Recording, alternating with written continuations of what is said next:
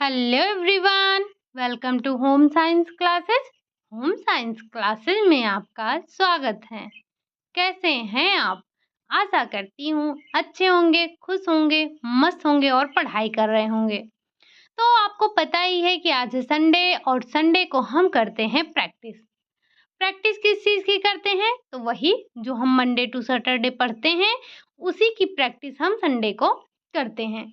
तो इस वीक हमने क्या पढ़ा था? इस वीक हमने पढ़ा था उत्सर्जन तंत्र के बारे में। तो उसी से रिलेटेड आपको क्वेश्चन मिलने वाले हैं। आज की जो आपकी प्रैक्टिस सेट है, वो प्रैक्टिस सेट नंबर 13 है, जिसमें हम डिस्कस करने वाले हैं उत्सर्जन तंत्र के क्वेश्चन। चलिए बढ़ते हैं हम आज के अपने पहले क्वेश्चन की तरफ। और हमेशा की तरह आज भी आप पेन और नोटबुक लेकर बैठिएगा। जो भी नए क्वेश्चन मिलेंगे, कुछ नए फैक्ट आपको ज़रूर मिलेंगे, उनको नोट डाउन करते हुए चलिएगा। साथ ही साथ आप काउंट करिएगा कि आपने कितने क्वेश्चन सही किए हैं और लास्ट में मुझे बताइएगा ज़रूर कि आपने कितने क्वेश्चन सही किए हैं। ठीक, चलिए बढ़ते हैं हम आज के अपने पहले क्वेश्चन की तरफ। पहला क्वेश्चन है आपका, उत्सर्जी पदार्थ का निर्माण होता है। ये जो उत्सर्जी पदार्थ है, इसका निर्माण कहाँ होता है? क्या मलाशय में होता है? क्या शरीर की प्रत्येक कोशिका में होता है? क्या यकृत में होता है या फिर ये वृक्क में होता है? तो ये जब हमने पहली क्लास ली थी उत्सर्जन तंत्र की, वहीं पर हमने ये डिस्कस किया था कि जो उत्सर्जी पदार्थ होते हैं, उनका निर्माण कहाँ होता है? यकृत में होता है। लेकिन उत्सर्जन किसके द्वारा होता है? तो वो वृक्क के द्वारा होता है। ये जो हमारा यकृत होता है, ये यकृत हमारे उत्सर्जन में सहायता करता है, मदद करता है। कैसे? जैसे जो हमारे उत्सर्जी पदार्थ हैं, उनका ये निर्माण करता है। जब ये निर्माण करेगा तभी तो उनका उत्सर्जन होगा। तो निर्माण का कार्य करता है यकृत और इसके उत्सर्जन का कार्य करता है हमारा वृक्क। अगला क्वेश्चन है आपका, क्वेश्चन नंबर 2 है। कह रहा है वृक्क स्थित होता है, ये जो आपकी किडनी है, ये कहाँ पर स्थित होती है आपको बताना है। उदर गुहा के पीछे कशेरुक दंड के दोनों ओर अंतिम पसलियों के सामने होता है। उदर गुहा के आगे कशेरुक दंड के दोनों ओर पहली पसली के सामने होता है, मलाशय के पीछे होता है या फिर इनमें से कोई नहीं। तो हमें पता है कि जो ये हमारा वृक्क होता है, हमारा वृक्क कहाँ पर स्थित होता है? तो ये उदर गुहा के पीछे कशेरुक दंड के दोनों ओर अंतिम पसलियों के सामने स्थित होता है। क्या? जो हमारा वृक्क है। तो आपका ऑप्शन नंबर पहला वाला यहाँ पर राइट आंसर हो जाएगा। जो हमारा वृक्क है वो कहाँ स्थित है? तो ये उदर गुहा के पीछे कशेरुक दंड के दोनों ओर अंतिम पसलियों के सामने स्थित है। अगला क्वेश्चन है आपका, क्वेश्चन नंबर 3 है। वृक्क के नतोदर भाग में एक गड्ढा होता है, उसे कहते हैं, क्या कहते हैं? जब आपने वृक्क बनाया था तो आपने क्या देखा था? वृक्क हमारा कुछ इस तरह का होता है, इस तरह का होता है। तो जो इसमें ये नतोदर भाग है, ये वाला गड्ढे वाला हिस्सा है, पूछ रहा है आप इसे क्या कहते हैं? क्या इसे हाइलम बोलते हैं? क्या इसे वोमिन कैप्सूल बोलते हैं? क्या इसे ग्लोमेरुलस कहते हैं या फिर ये हेनले का लूप कहलाता है? तो हमें पता है कि ये जो वृक्क का नतोदर भाग है, यानी कि जो गड्ढा वाला भाग है, इसे हम क्या कहते हैं? इसे हम हाइलम के नाम से जानते हैं। क्या होता है ये? ये होता है आपका हाइलम। अगर आपको याद हो तो हमने एक फिगर भी देखा था, जो कि मैंने खुद बनाया था अपने नोट्स में, वही आपको दिखाया था, बुक से नहीं दिखाया था। तो उसमें बिल्कुल क्लियर आपको वो जो हाइलम था वो दिख रहा था। ठीक? अगला क्वेश्चन है आपका, क्वेश्चन नंबर 4 है। कह रहा है मेडुला घिरा रहता है। ये जो मेडुला होता है, ये किससे घिरा होता है? कॉर्टेक्स से घिरा होता है, वोमिन कैप्सूल से घिरा होता है, संग्रह नलिका से घिरा होता है या फिर हेनले के लूप से घिरा होता है। ये जो आप नाम देख रहे हैं, चाहे वो कॉर्टेक्स की बात हो रही हो, वुमेन कैप्सूल की बात हो रही हो, संग्रह नलिका की बात कर रहे हों या फिर हेनले के लूप की बात कर रहे हों, ये सारे के सारे ये हमारे सारे के सारे किसके भाग हैं? ये हमारे तीनों के तीनों ही भाग हैं किसके? नेफ्रॉन के भाग होते हैं। वुमेन कैप्सूल, संग्रह नलिका, हेनले का लूप। ये तीनों ही हमारे क्या हैं? ये तीनों के तीनों ही हमारे होते हैं, हमारे जो नेफ्रॉन होता है उसके भाग होते हैं। अगर हम बात करें मेडुला और कॉर्टेक्स, तो जब हमने किडनी की आंतरिक संरचना की बात की थी, आपको याद हो तो हमने किडनी की आंतरिक संरचना को 2 भागों में बाँटा था। एक था मेडुला और एक था आपका कॉर्टेक्स। तो यहाँ पर आपको ये बताना है कि जो मेडुला होता है वो किससे घिरा होता है? अब यहाँ हम अगर बात कर रहे हैं किसकी? मेडुला के घिरे होने की, तो वो है आपका कॉर्टेक्स। कॉर्टेक्स के द्वारा ही जो हमारा मेडुला होता है वो घिरा होता है। ऑप्शन नंबर पहला वाला इसका राइट आंसर हो जाएगा। मैंने आपसे जब हम थ्योरी की क्लास ले रहे थे, तो वहाँ पर भी हमने आपसे एक क्वेश्चन पूछा था कि ये जो आप मेडुला नाम सुन रहे हैं, क्या आपने इसे टेक्सटाइल में कहीं सुना था? अगर सुना था, तो एक बार फिर से आपके लिए यही क्वेश्चन है, ज़रा बताइएगा मुझे कि ये मेडुला आपने कहाँ पर सुना था? किस रेशे में आपने मेडुला का नाम सुना था? चलिए बढ़ते हैं हम अपने अगले क्वेश्चन की तरफ। अगला क्वेश्चन है हमारा क्वेश्चन नंबर 5। वृक्क की सबसे महत्वपूर्ण तथा संरचनात्मक एवं क्रियात्मक इकाई को कहते हैं? क्या कहते हैं? जो वृक्क की सबसे महत्वपूर्ण, सूक्ष्मतम, संरचनात्मक और क्रियात्मक इकाई है, वो क्या है? क्या वो नेफ्रॉन है? क्या वो न्यूरॉन है? क्या वो कोशिका है या फिर वो मूत्र मार्ग है? अगर हम बात करें कि ये जो हमारा वृक्क है, वृक्क की सबसे सूक्ष्मतम, संरचनात्मक, क्रियात्मक जो इकाई है, वो होती है नेफ्रॉन। नेफ्रॉन क्या है? तो ये सबसे सूक्ष्मतम, क्रियात्मक, संरचनात्मक इकाई है। अगर हम बात करें यहीं पर जीव की, आपके लिए एक क्वेश्चन है कि जीवों की सबसे सूक्ष्मतम, संरचनात्मक, क्रियात्मक इकाई क्या है? क्या होती है? सबसे जीव की सबसे महत्वपूर्ण, सूक्ष्मतम, क्रियात्मक इकाई क्या होती है? अगर हम बात करें न्यूरॉन की, तो ये आपके तंत्रिका तंत्र की सबसे सूक्ष्मतम, क्रियात्मक, संरचनात्मक, क्रियात्मक इकाई होती है। हालाँकि न्यूरॉन के बारे में हम कल से डिस्कस करने वाले हैं, क्योंकि कल की जो हमारी टॉपिक होगी वो होगी तंत्रिका तंत्र से रिलेटेड। ठीक?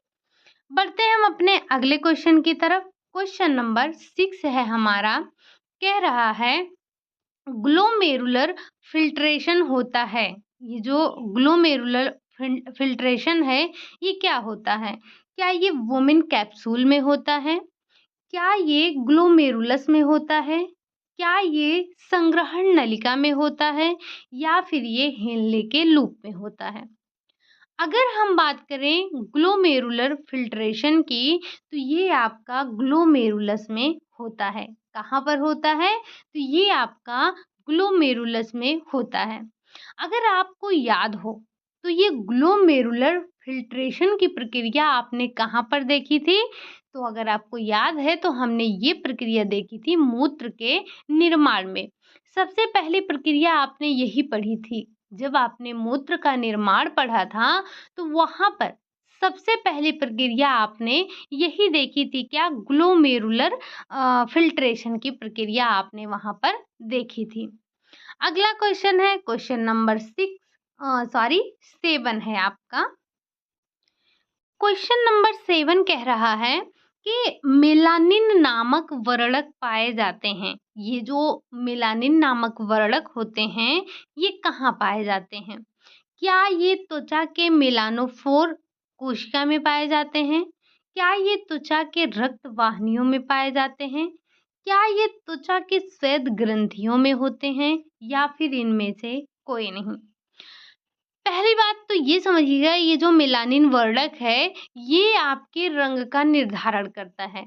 कोई व्यक्ति की का रंग कैसा है, गोरा है, काला है, सांवला है, किस रंग का है, ये मेलानिन व्यक्ति के शरीर में उपस्थित जो मेलानिन है वो निर्धारित करता है। तो ये जो मेलानिन नामक वर्णक पाया जाता है, ये कहाँ पाया जाता है? तो ये पाया जाता है आपके त्वचा के मेलानोफोर कोशिका में पाया जाता है। ये पॉइंट भी आप नोट डाउन करते हुए चलिएगा। बढ़ते हैं हम अपने अगले क्वेश्चन की तरफ। अगला क्वेश्चन है आपका क्वेश्चन नंबर 8। मूत्र उत्सर्जी संस्थान में सम्मिलित नहीं है। अगर आपसे पूछा जाए कि जो मूत्र उत्सर्जी संस्थान हैं, उनमें से क्या इसमें क्या नहीं सम्मिलित है? क्या वृक्क है? क्या मूत्र मार्ग है? क्या मूत्राशय है या फिर श्वास नली है? अगर हम बात करें कि जो हमने अभी हाल फिलहाल में डिस्कस किया था मूत्र उत्सर्जी संस्थान के बारे में, तो हमने मुख्य रूप से 4 भाग पढ़े थे, जिसमें से एक आपका था वृक्क, एक मूत्र मार्ग, एक है मूत्राशय, एक और छूट रहा है, वो कमेंट करके आप बताएंगे मुझे कि वो चौथा वाला पार्ट कौन सा था।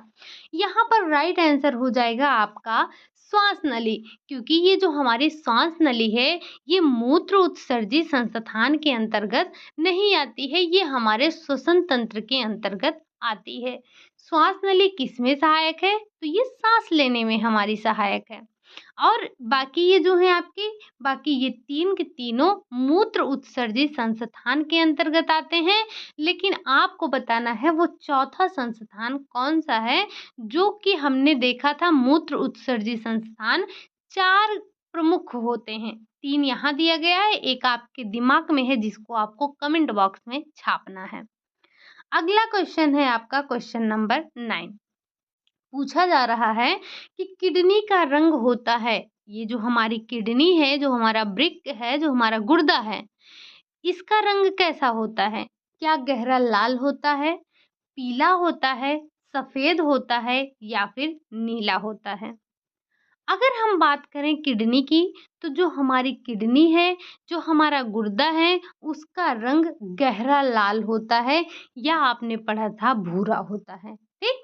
क्या होता है? यहाँ के ऑप्शन के हिसाब से आपका गहरा लाल हो गया।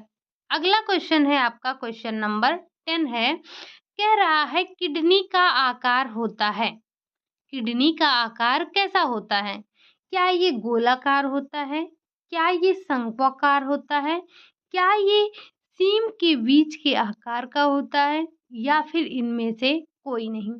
अगर हम बात करें किडनी की, तो ये जो हमारी किडनी है, ये सेम के बीज के आकार की होती है या फिर ये कान के आकार की होती है। कैसी? सेम के बीज की आकार की। और अगर कभी आपसे कान के आकार की दिया रहेगा तो आप कान के आकार की बता सकते हैं। लेकिन लेकिन ध्यान रखिएगा, अगर ऑप्शन में ये दोनों है तो आप सेम के बीज के आकार पर ही सही करेंगे। ठीक? अगला क्वेश्चन है आपका क्वेश्चन नंबर 11 है। कह रहा है कि जो वोमिन कैप्सूल है, वोमिन कैप्सूल होता है, कैसे होता है? यानी कि आपको वोमिन कैप्सूल के आकार के बारे में बताना है। ये क्या गोलाकार होता है? क्या ये आयताकार होता है? क्या ये प्यालीनुमा संरचना होता है या फिर इनमें से कोई नहीं? हमने पढ़ा था। सबसे पहले तो आप ये बताइए कि ये जो वोमिन कैप्सूल है ये किसका पार्ट है? तो हमने पढ़ रखा है कि ये हमारे नेफ्रॉन के पार्ट होते हैं। तो इसका आकार कैसा होता है? अगर हम बात करें कि जो हमारा वोमिन कैप्सूल है, इसका आकार जो है वो प्यालीनुमा संरचना होती है। प्यालीनुमा कुछ ऐसे ही, या आप बोले अगर कभी ये आपके अंग्रेजी के अक्षर में पूछे तो ये सी आकार का होता है। इस बात को आप यूँ मत लीजिएगा, क्योंकि यहाँ पर प्यालेनुमा बोला गया है, तो आपका प्याला कैसे होता है? ऐसे ही तो होता है, सी के आकार का। तो ध्यान रखिएगा, अगर पूछा जाए कि ये वोमिन कैप्सूल किस आकार का होता है, तो ये प्यालेनुमा संरचना होता है। और यहाँ से 2 पॉइंट और ध्यान रखिएगा कि ये हमारे गुर्दे का भाग होता है। गुर्दे में भी अगर बोले तो ये नेफ्रॉन का पार्ट होता है। और साथ ही साथ ये भी रखिएगा, याद रखिएगा कि अगर ये अंग्रेजी के अक्षर में पूछे तो ये सी आकार का होता है। इतना पॉइंट आप यहाँ से ध्यान रखिएगा। अगला क्वेश्चन है आपका क्वेश्चन नंबर 12 है। कह रहा है रक्त के छानने का कार्य होता है। ये जो हमारा ब्लड है, इसके छानने का कार्य कहाँ होता है? क्या वोमिन कैप्सूल में होता है? क्या ये कॉर्टेक्स में होता है? क्या ये मेडुला में छाना जाता है या फिर ग्लोमेरुलस में छाना जाता है? तो हमने पढ़ा है क्या, जो हमारा रक्त छाना जाता है, वो छाना जाता है ग्लोमेरुलस में। और ये कैसे होता है? ये एक गुच्छेदार संरचना होती है, जिसमें हमारा जो ब्लड होता है, उसको छाना जाता है। तो आपका राइट आंसर क्या हो गया? आपका राइट आंसर हो गया फोर्थ वाला, ग्लोमेरुलस। अगला क्वेश्चन है आपका क्वेश्चन नंबर 13।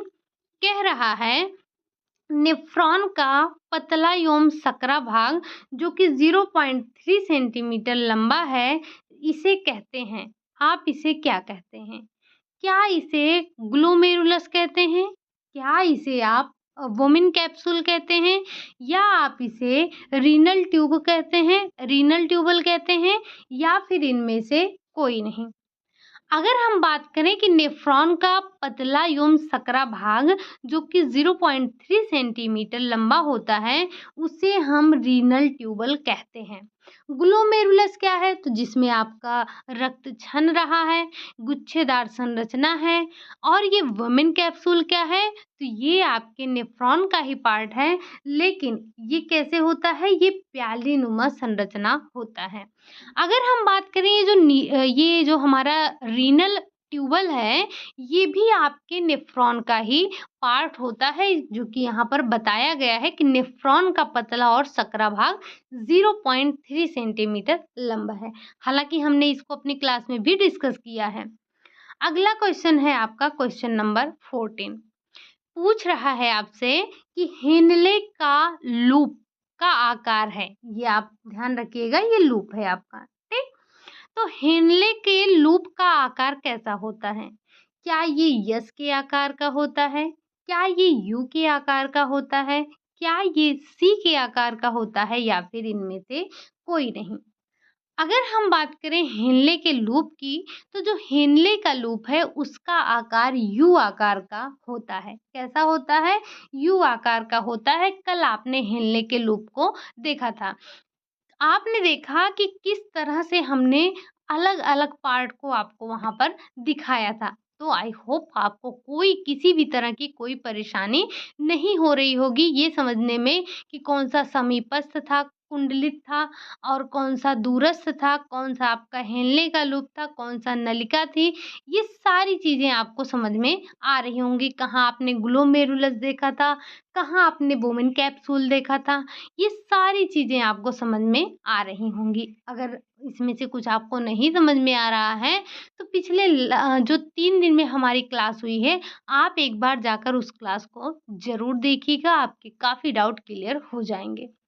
बढ़ते हैं हम अपने अगले क्वेश्चन की तरफ। क्वेश्चन नंबर 15 है, कह रहा है दूरस्थ कुंडलित भाग में किसकी उपस्थिति में सोडियम आयन का अवशोषण होता है? सबसे पहले आप यहाँ पर ध्यान ये रखिएगा, क्वेश्चन से ही आपका क्वेश्चन तैयार हो रहा है। तो जो दूरस्थ कुंडलित भाग है, इसमें सोडियम आयन का अवशोषण हो रहा है, लेकिन किसकी उपस्थिति में हो रहा है?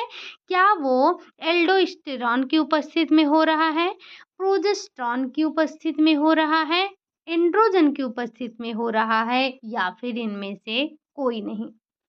अगर हम बात करें किसकी? अगर हम बात करें कि जो सोडियम आयन का अवशोषण हो रहा है कहाँ पर? जो आपका दूरस्थ कुंडलित भाग है। दूरस्थ कुंडलित भाग में जो सोडियम आयन का अवशोषण हो रहा है, वो हो रहा है एल्डोस्टेरॉन की उपस्थिति में। ठीक? ये पॉइंट आप ध्यान रखिएगा, जो एल्डोस्टेरॉन है, इसकी उपस्थिति में दूरस्थ कुंडलित भाग में आपका सोडियम आयन का अवशोषण होता है। अगला क्वेश्चन है आपका क्वेश्चन नंबर 16 है, रक्त में ग्लूकोज की अधिक मात्रा होना कहलाता है। अगर आपके ब्लड में ग्लूकोज की मात्रा अधिक हो गई है, तो ये स्थिति क्या कहलाएगी?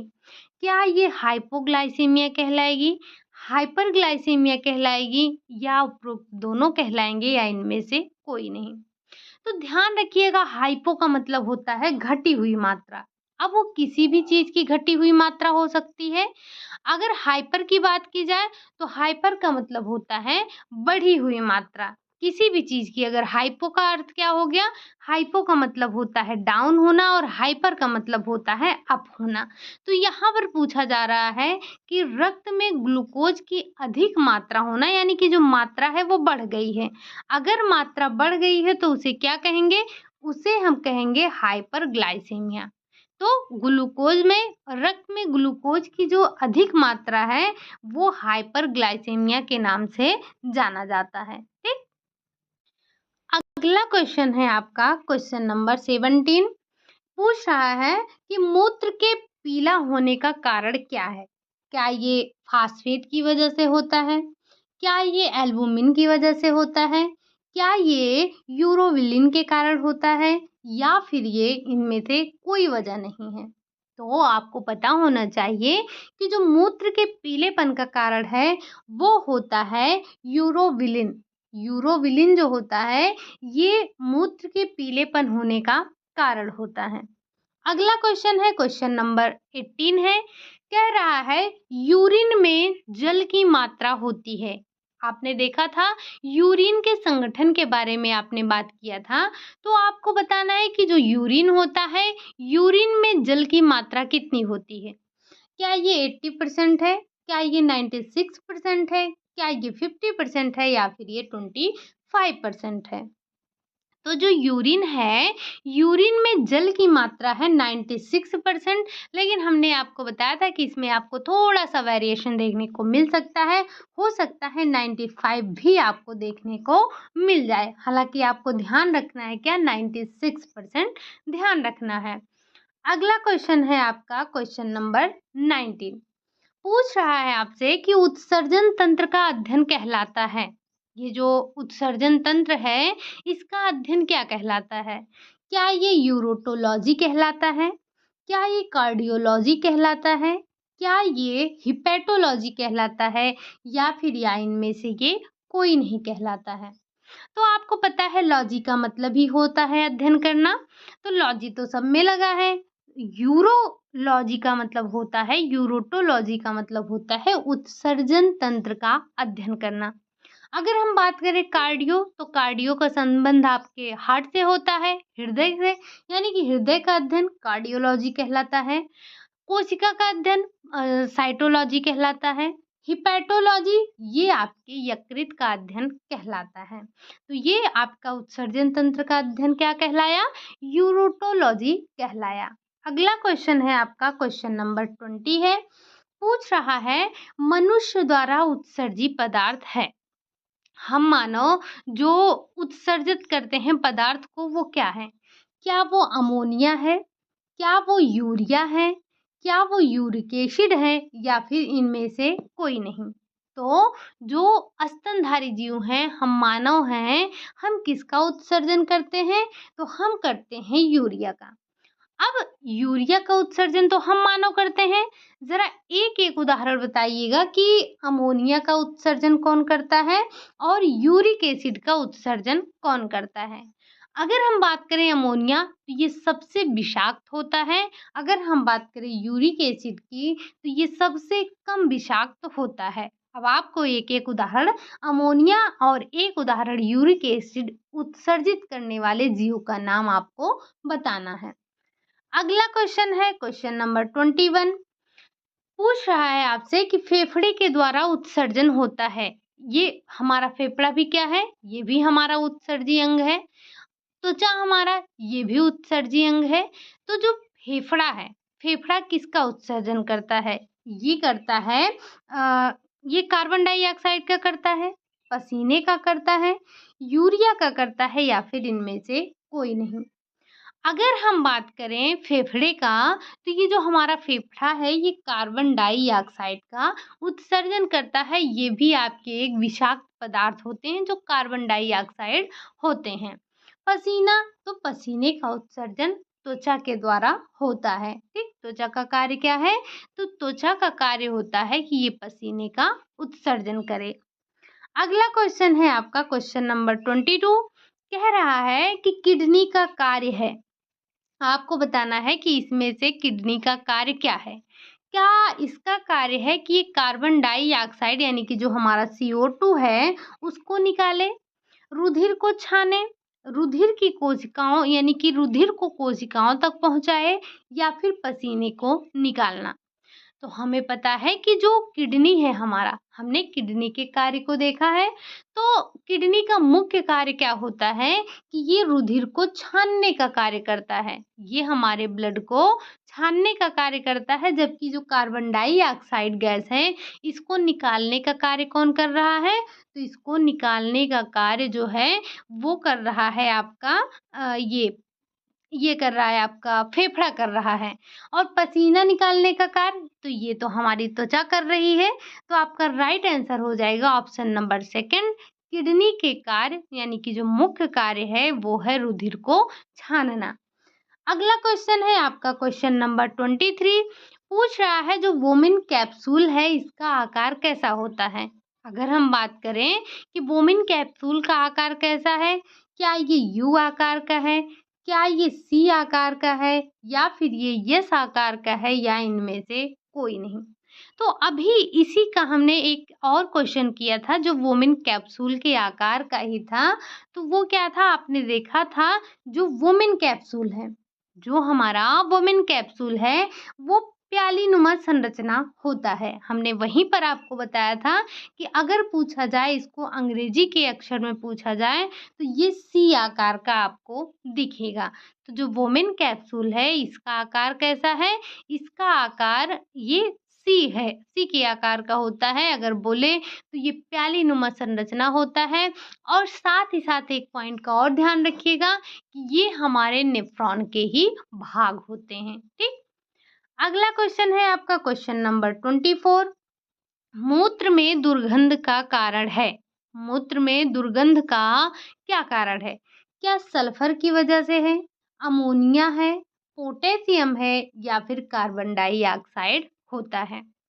तो मूत्र में जो दुर्गंध का कारण है वो होता है अमोनिया।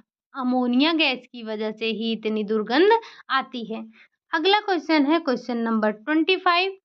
प्रथम वृक्क प्रत्यारोपण 4 मार्च 1954 को किया गया था। इसे नोट डाउन कीजिएगा कि जो प्रथम वृक्क प्रत्यारोपण हुआ था वो कब हुआ था?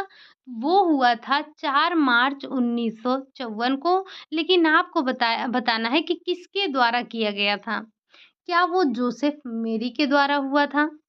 क्या वो रॉबर्ट हुक के द्वारा हुआ था? क्या वो शॉन के द्वारा हुआ था या फिर इनमें से कोई नहीं? तो जो पहला वृक्क प्रत्यारोपण हुआ था, आपको ये तो ध्यान रखना है कि 4 मार्च 1954 में हुआ था। लेकिन ये किया किसके द्वारा गया था? तो ये किया गया था जोसेफ मेरी के द्वारा हुआ था। ये फैक्ट है, ध्यान रखिएगा, पूछा जा सकता है। ठीक, अगला क्वेश्चन है आपका क्वेश्चन नंबर 26। 26 में आने से पहले ज़रा हम 25 पे वापस चलते हैं। ये बताइएगा कि आपने जब पहली क्लास ली थी, तब आपने रॉबर्ट हुक के बारे में पूछा था या सुना था आपने, सॉरी पूछा नहीं था, आपने सुना था रॉबर्ट हुक के बारे में। ज़रा एक बार कमेंट करके बताइएगा कि ये जो रॉबर्ट हुक हैं और जो शॉन हैं, ये दोनों ने क्या किया था? ठीक, किसकी खोज की थी या किसका आविष्कार किया था, इन्होंने क्या किया था? अगला क्वेश्चन है आपका क्वेश्चन नंबर 26। पूछ रहा है आपसे कि शरीर में यूरिक एसिड की मात्रा बढ़ जाने से होता है। अगर आपके शरीर में जो यूरिक एसिड है, यूरिक एसिड की मात्रा बढ़ गई हो तो ऐसी स्थिति क्या कहलाती है या ऐसी स्थिति में क्या होता है? क्या गठिया होता है? क्या घेंघा रोग होता है? मधुमेह होता है या फिर पीलिया होता है? बेसिकली आपको पता है कि पीलिया का मतलब हमारे यकृत से संबंधित है। मधुमेह तो रक्त में जो हमारा ब्लड लेवल है वो बढ़ जाता है तो होता है। घेंघा आयोडीन की कमी से होता है। अगर हम बात करें कि शरीर में यूरिक एसिड की मात्रा बढ़ने से क्या होता है, तो वो होता है गठिया रोग। यहाँ पर ऑप्शन नंबर पहला आपका राइट आंसर हो जाएगा कि अगर शरीर में यूरिक एसिड की मात्रा बढ़ गई है तो ऐसी स्थिति में गठिया रोग होता है। अगला क्वेश्चन है क्वेश्चन नंबर 27 है। मूत्र में यूरिया की मात्रा बढ़ जाने से होने वाली बीमारी है। अगर मूत्र में यूरिया की मात्रा बढ़ गई है, तो ऐसी स्थिति में कौन-सी बीमारी होगी? क्या यूरेमिया होगा? क्या गठिया होगा? क्या हाइपोग्लाइसेमिया होगा? या फिर इनमें से कोई नहीं? अगर हम बात करें कि मूत्र में जो यूरिया की बढ़ी हुई मात्रा है, उसे हम यूरेमिया कहते हैं। यहाँ पर आपको ये ध्यान रखना है कि क्या कहते हैं, तो उसे हम यूरेमिया कहते हैं। ठीक? अगला क्वेश्चन है, क्वेश्चन नंबर 28। पक्षी वर्ग में उत्सर्जी पदार्थ है। ये जो पक्षी वर्ग होते हैं, ये किसका उत्सर्जन करते हैं?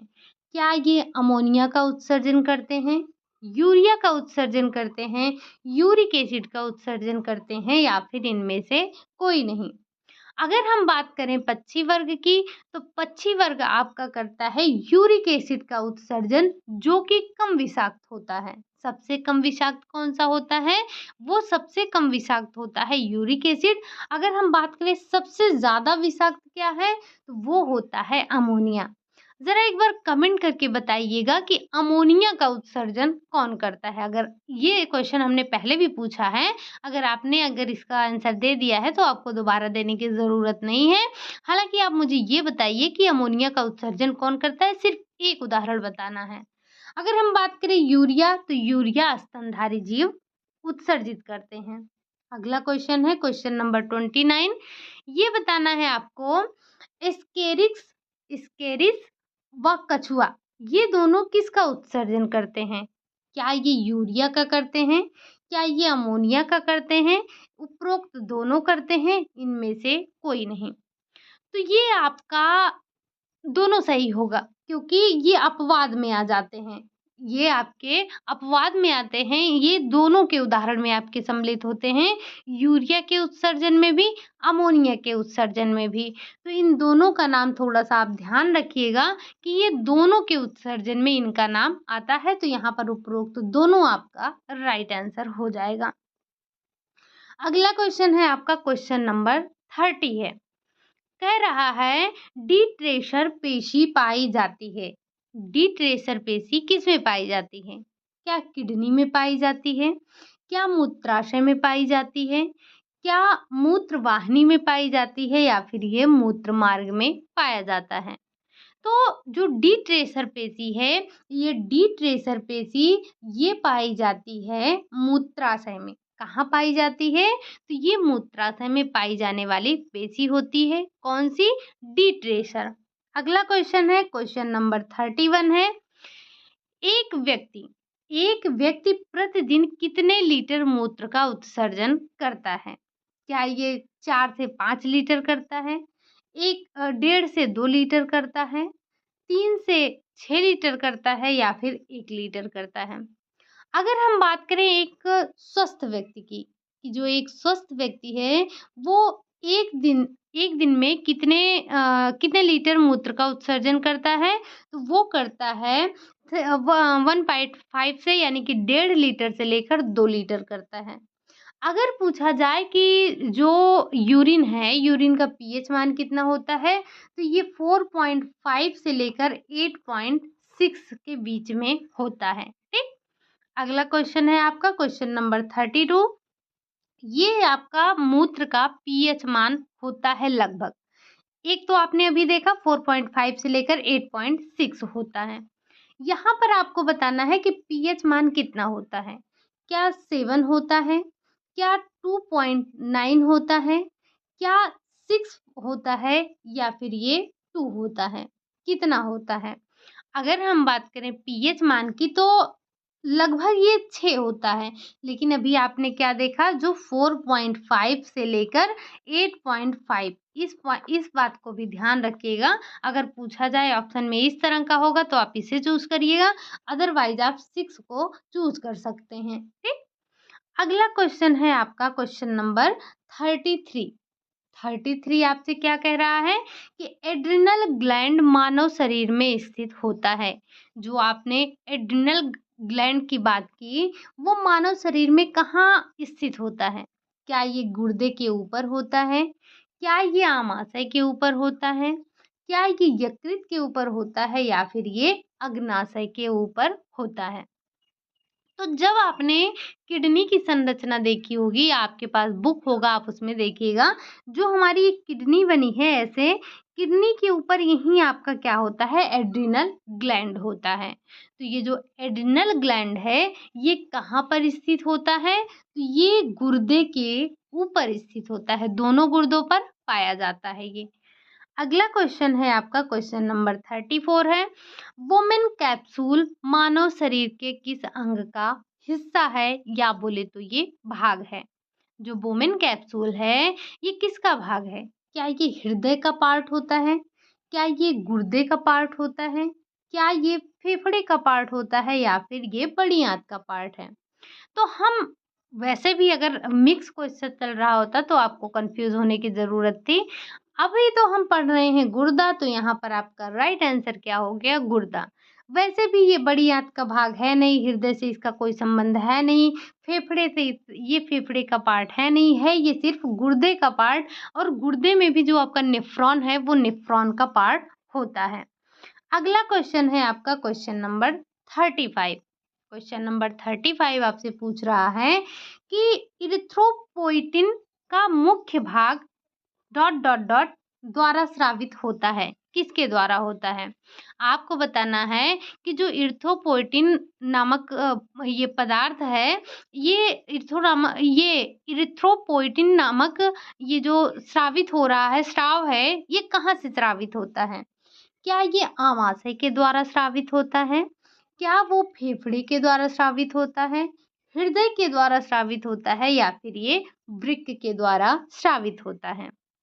अगर हम बात करें इरिथ्रोपोइटिन का, तो ये वृक्क के द्वारा स्रावित होता है। ठीक, अगला क्वेश्चन है क्वेश्चन नंबर 36। डायलिसिस एक प्रक्रिया है। डायलिसिस क्या है? तो डायलिसिस एक प्रक्रिया है जो डॉट डॉट डॉट के कुछ सामान्य कार्यों को प्रतिस्थापित कर सकती है। यानी कि आपको ये बताना है, ये जो डायलिसिस है ये तो एक प्रक्रिया है, ये किसके कुछ कार्यों को प्रतिस्थापित कर सकती है, यानी कि किसके ऐसा कौन सा ऐसा अंग है जिसके कार्यों को ये कर सकती है। ठीक, क्या वो नयन है, क्या वो फेफड़े हैं, क्या वो हृदय है या फिर वो गुर्दा है? यहाँ पर पूछा जा रहा है कि डायलिसिस जो प्रक्रिया है उसके द्वारा कौन-सा, यानी कि डायलिसिस ऐसा कौन-सा अंग है या डायलिसिस एक प्रक्रिया है जो कि किसके कुछ सामान्य कार्यों को प्रतिस्थापित कर सकती है। क्या वो गुर्दा है? जी हाँ, वो गुर्दा है। डायलिसिस किसका होता है? तो गुर्दे का। ये करता क्या है? तो गुर्दे के जो कुछ सामान्य कार्य होते हैं, उसी को ये करता है। ठीक? तो यहाँ पर राइट आंसर हो जाएगा आपका गुर्दा। अगला क्वेश्चन है आपका, गुर्दा, किडनी, वृक्क, ये तीनों एक ही हैं, बार-बार बता रही हूँ तो कंफ्यूज मत होना।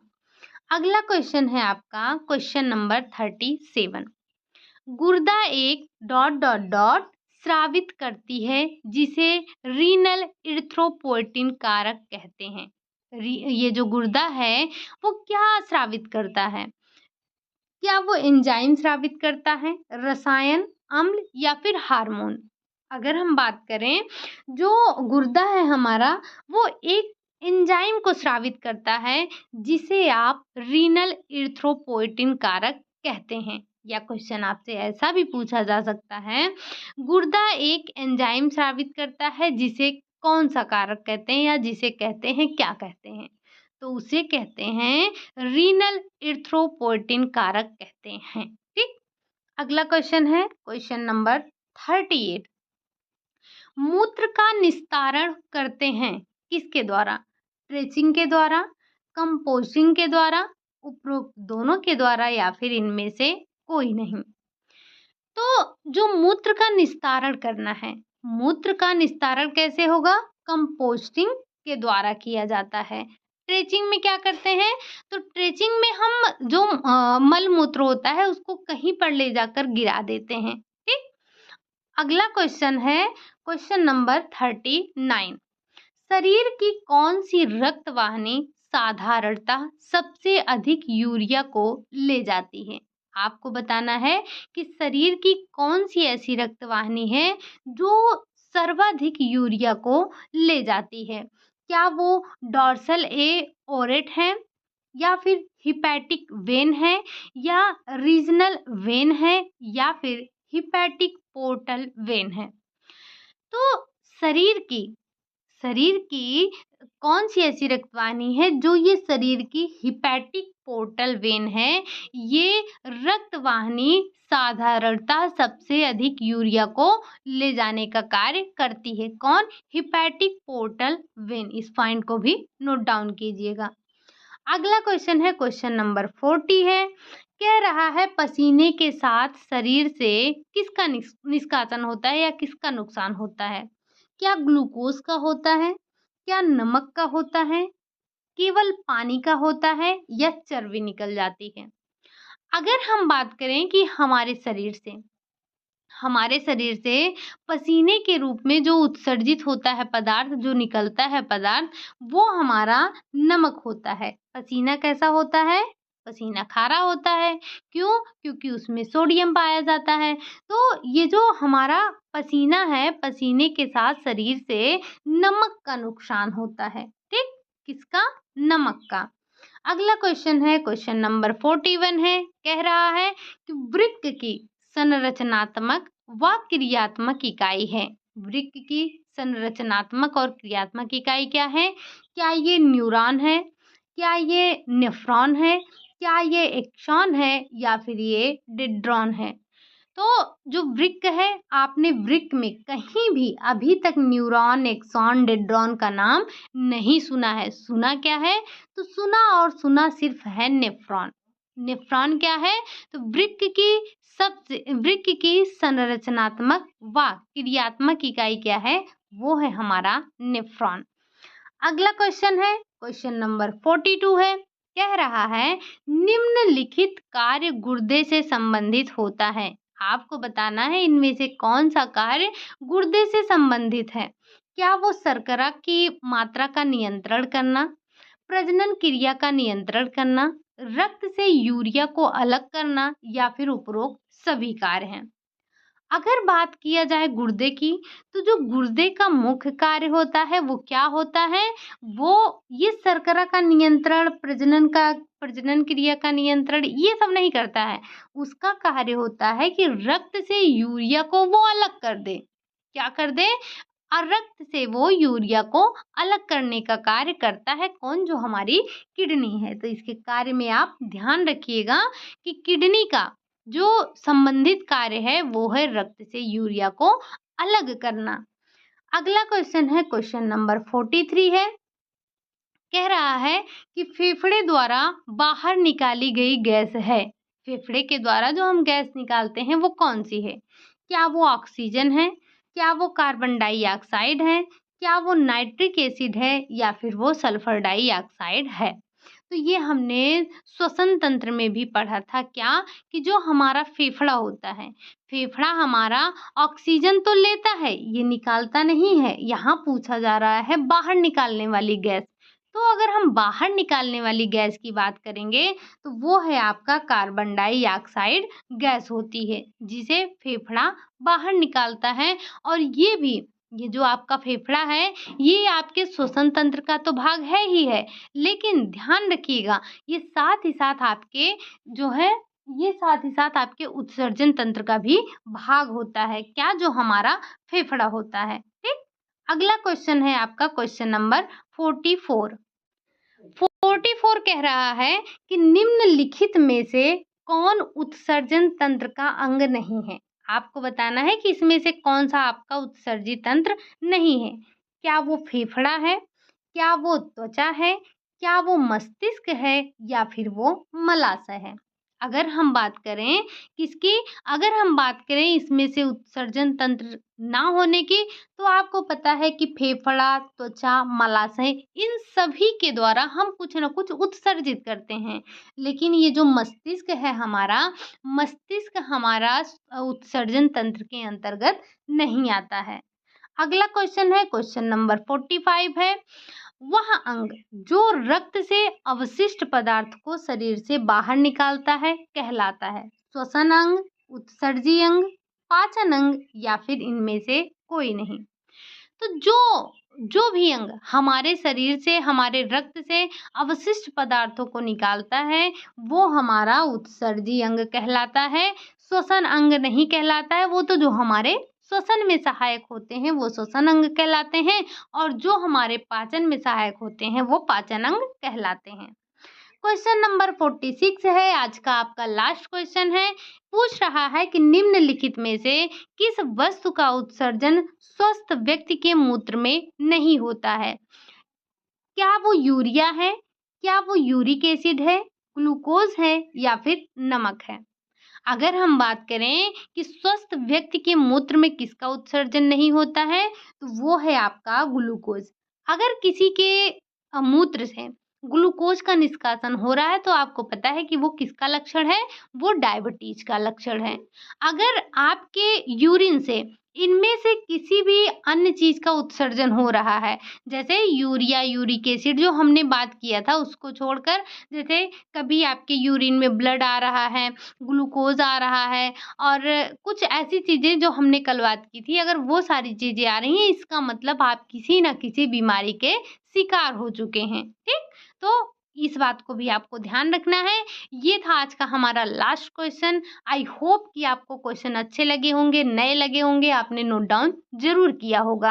आप मुझे ये बताइए कि आपने 46 में से कितने क्वेश्चन सही किए हैं?